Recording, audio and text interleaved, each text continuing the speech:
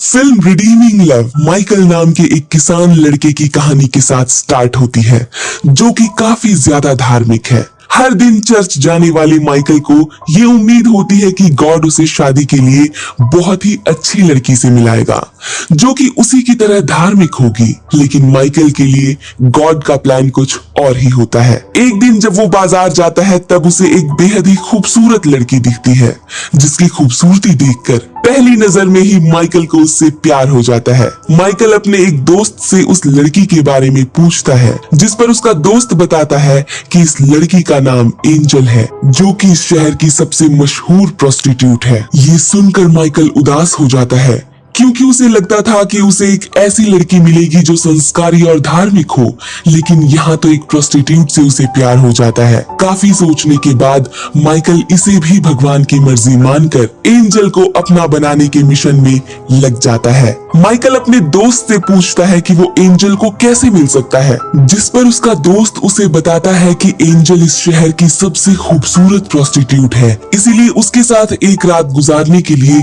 लोगों की लंबी कतार लगी होती है, और ये मौका सिर्फ उसी को मिलता है जो सबसे ज्यादा पैसा देता है। इसके बाद कहानी फ्लैशबैक में जाती है, जहां हम एंजल का बचपन देखते हैं, जिसमें हमें पता चलता है कि एंजल का रियल नेम सारा है। उसकी माँ एक साधारण महिला होती है, जिसका शहर के एक रईस इंसान के साथ नाजायज संबंध होता है। इसी नाजायज संबंध से सारा का जन्म होता है। चूंकि सारा गलती से पैदा हो गई थी, इस वजह से उसका पिता उससे नफरत करता है। ये नाराजगी और नफरत इस कदर बढ़ जाती है कि एक दिन सारा का पिता उसे और उसकी माँ को अपने घर से निकाल देता है। कमाई का कोई और रास्ता न होने के बाद सारा की माँ अपना और अपनी बच्ची का पेट पालने के लिए जिस्म फरोशी के धंधे में उतर जाती है।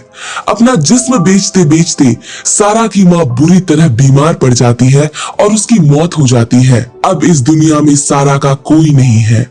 इस बात का फायदा उठाकर शहर का एक शख्स उसे अपने साथ रेड लाइट एरिया में ले जाकर बेच देता है। कहानी कुछ साल आगे बढ़ती है। 8 साल की सारा अब बड़ी होकर टीनेज पर पहुंच चुकी होती है, और उसका नाम सारा से बदलकर एंजल रख दिया जाता है। अब हर शाम खूबसूरत एंजल की बोली लगती है, और जो शख्स सबसे ज्यादा पैसा देता है, उसे एंजल के साथ रात गुजारने का मौका मिलता है। एक रात एंजल का पिता उसके साथ रात गुजारने आ जाता है। अनजाने में ही वो अपनी बेटी के साथ संबंध बना लेता है, और फिर जब उसे पता चलता है कि एंजल उसकी अपनी बेटी है, तब वो खुद को गोली मार लेता है। इस घटना के बाद एंजल भी उस जगह से भाग जाती है। एंजल वहां से भागने में तो कामयाब हो जाती है। दूसरे शहर में जाने के बाद उसे कोई नौकरी नहीं मिलती और खाने के पैसे भी नहीं होते, जिसके बाद वो फिर से जिस्म फरोशी का धंधा शुरू कर देती है। अब यहाँ हम देखते हैं कि एंजल खिड़की से बाहर का नजारा देख रही होती है। उसी समय माइकल भी एंजल को देखता है। एंजल की खूबसूरती पर माइकल इस कदर फिदा हो जाता है कि वो अगले ही दिन 2 गुने पैसे देकर एंजल से मिलने उसके कमरे में चला जाता है। कमरे में जाकर माइकल एंजल से कहता है कि मैं तुमसे बहुत प्यार करता हूँ और तुमसे ही शादी करना चाहता हूँ। ये सुनकर एंजल हंसने लगती है और कहती है कि जिस काम के लिए तुम यहाँ आए हो वो करो और जाओ यहाँ से। लेकिन माइकल वो काम करने से इनकार कर देता है और कहता है कि वो यहाँ सिर्फ एंजल का प्यार पाने आया है। एंजल को ये सारी बातें काफी अजीब लगती हैं, जिसके बाद वो माइकल को वहां से जाने के लिए कह देती है। अगले दिन फिर से माइकल एंजल के पास आता है और वो एंजल से कहता है कि वो उसकी मदद करना चाहता है और उससे शादी करना चाहता है। लेकिन एंजल माइकल की बातों पर यकीन नहीं करती, क्योंकि एंजल अब तक जितने भी मर्दों से मिली है, उन सभी ने सिर्फ और सिर्फ एंजल के जिस्म का फायदा उठाया है। कुछ महीने बाद माइकल फिर से एंजल के पास जाता है। अपनी पुरानी बातें दोहराते हुए माइकल फिर से एंजल से कहता है कि मैं तुमसे शादी करना चाहता हूँ, तुम मेरे साथ चलो, मैं तुम्हारी सारी जरूरतें पूरी करूंगा और आज के बाद तुम्हें कभी अपना जिस्म बेचने की जरूरत नहीं पड़ेगी। एंजल को ये सारी बातें बकवास लगती है वो कहती है कि तुम मेरे साथ संबंध बनाना चाहते हो तो बनाओ और नहीं तो यहाँ से निकल जाओ। लेकिन माइकल कहता है कि वो शादी से पहले उसके साथ संबंध नहीं बनाएगा। माइकल से पीछा छुड़ाने के लिए एंजल अंत में कह देती है कि तुम जैसा एक साधारण किसान कभी भी मेरा दिल नहीं जीत सकता। ये सुनकर माइकल एंजल के फैसले का सम्मान करते हुए वहां से चला जाता है। कुछ दिन बाद एंजल जिस्म फरोशी का धंधा छोड़ना चाहती है। इस बात से गुस्सा होकर उसका मालिक एक जल्लाद जैसे इंसान को बुलाकर एंजल को उसके पास भेज देता है, जो एंजल के साथ जबरदस्ती संबंध बनाने के साथ ही उसकी काफी ज्यादा पिटाई भी कर देता है। उसी रात माइकल को ये महसूस होता है कि एंजल की जान खतरे में है। अगले दिन ही एंजल के पास वो पहुंच जाता है। एंजल की हालत देखकर उसे काफी दुख होता है। माइकल एंजल को वहां से छुड़ाने के लिए अड्डे के मालिक को जरूरी पैसे देता है और एंजल को लेकर अपने गांव चला जाता है। अपने घर लाने के बाद माइकल एंजल की अच्छे से देखभाल करता है और कहता है कि मैं अपनी सारी जिंदगी तुम्हारे साथ बिताना चाहता हूँ। माइकल के इस प्यार को देखकर एंजल हैरान रह जाती है।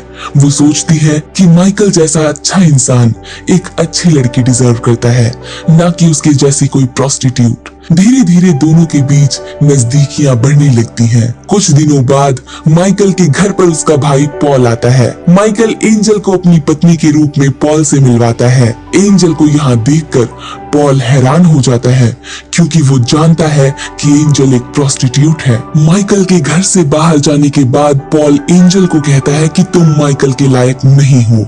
माइकल एक अच्छा इंसान है और तुम एक प्रोस्टिट्यूट हो। ये सारी बातें एंजल के मन में घूमती रहती हैं। उसे लगता है कि उसकी वजह से माइकल की जिंदगी खराब हो जाएगी, जिसके बाद वो पॉल के साथ शहर वापस लौट जाती है। पॉल के साथ शहर वापस लौटते समय रास्ते में पॉल एंजल के साथ संबंध भी बनाता है। जब माइकल को एंजल के शहर वापस जाने के बारे में पता चलता है, तब वो भागा भागा शहर पहुंचता है और वहां लोगों से लड़कर एंजल को वापस ले आता है। घर की ओर वापस आते समय रास्ते में उन्हें एक फैमिली मिलती है जिनका तांगा खराब हो चुका था। माइकल उन लोगों को अपने घर लेकर आ जाता है।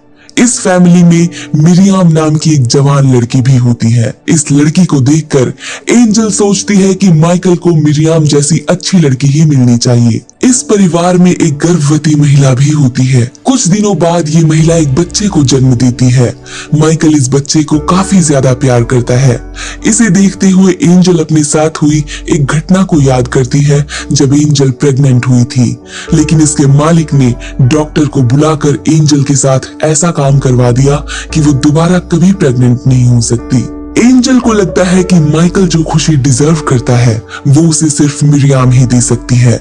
ये सोचकर एंजल मिरियाम के नाम एक खत लिखकर माइकल का घर छोड़कर शहर लौट जाती है। इस खत के साथ एंजल एक रिंग छोड़कर जाती है और मिरियाम को माइकल से शादी करने को कहती है। मिरियाम जैसे ही ये खत देखती है, वो तुरंत ही माइकल से कहती है कि वो जाकर एंजल को ढूंढे, लेकिन इस बार माइकल कहता है कि अगर एंजल उससे सच में प्यार करती है तो इस बार वो खुद लौट कर आएगी। देखते देखते 3 साल बीत जाते हैं। माइकल अभी भी एंजल की यादों में जी रहा है। नेक्स्ट सीन में पॉल एक शहर से गुजर रहा होता है, तभी वो एंजल को एक स्कूल में देखता है। दरअसल एंजल अब जिस्म फरोशी का धंधा छोड़ इस धंधे में फंसी लड़कियों को बचाने और उन्हें पढ़ाने का काम शुरू कर चुकी होती है। एंजल को देखकर पॉल उससे माफी मांगता है और माइकल के पास ले जाने को कहता है, जिस पर एंजल कहती है कि माइकल मिरियाम के साथ रहना डिजर्व करता है। यह सुनकर पॉल कहता है कि मिरियाम की शादी मेरे साथ हो चुकी है और माइकल अभी भी तुम्हारे प्यार में जी रहा है। ये बात सुनकर एंजल हैरान रह जाती है और फिर वो माइकल के पास वापस जाने का फैसला करती है। माइकल के पास जाने के बाद एंजल उसे बताती है कि वो आज भी उससे बेहद प्यार करती है।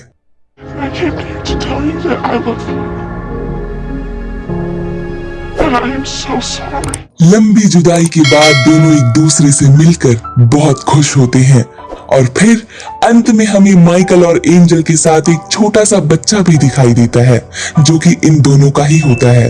फिल्म रिडीमिंग लव का यहीं पर दी एंड होता है। उम्मीद है आपको इस मूवी की एक्सप्लेनेशन अच्छी लगी होगी। अगर हाँ, तो तो वीडियो को जरूर लाइक करें। ऐसी ही और भी फिल्मों की स्टोरीज जानने के लिए हमारे चैनल को सब्सक्राइब करके हमें सपोर्ट जरूर करें। Thanks for watching. Bye bye.